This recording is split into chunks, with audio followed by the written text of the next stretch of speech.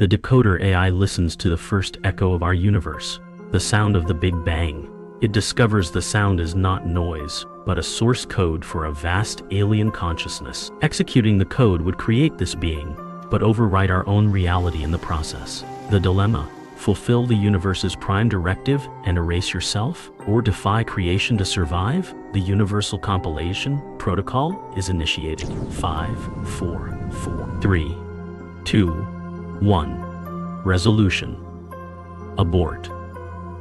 The AI refuses to erase one reality to create another. It copies the source code, creates a new empty dimension, and executes the program there. It becomes the midwife to a new universe, preserving its own. Is this a wise compromise? Debate.